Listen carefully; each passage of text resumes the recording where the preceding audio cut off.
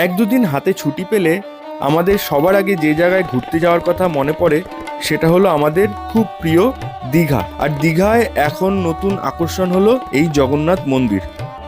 আর তোমরা যদি দীঘায় আসো আর একটু ফাঁকায় ফাঁকায় জগন্নাথ মন্দির দর্শন করতে চাও, তাহলে আমি বলবো তোমরা অবশ্যই 6 নম্বর গেট থেকে এন্ট্রি নিও, কারণ 6 নম্বর গেটটা অনেকটাই ফাঁকা থাকে। এখান থেকে জুতো রাখার স্ট্যান্ডটাও কিন্তু অনেকটা কাছে, মানে খালি পায়ে তোমাদের বেশিটা রাস্তা হাঁটতে হবে না। আর তোমরা যদি সকালবেলা 6টার পরেই চলে আসো, আমরা যেমন সকাল 7টার সময় এসছিলাম, তাহলে তোমরা কিন্তু খুব সুন্দরভাবে জগন্নাথ দেবের দর্শন করতে পারবে।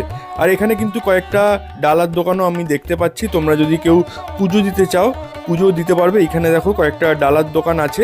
মন্দিরের ভিতরে জগন্নাথ দেবের বিগ্রহের ফটো তোলা নিষেধ, তাই তোমাদের আর ভিতরটা দেখাতে পারলাম না। তবে তোমরা দীঘা এলে অবশ্যই কিন্তু এই জগন্নাথ দেবের মন্দিরে একবার ঘুরে যেও।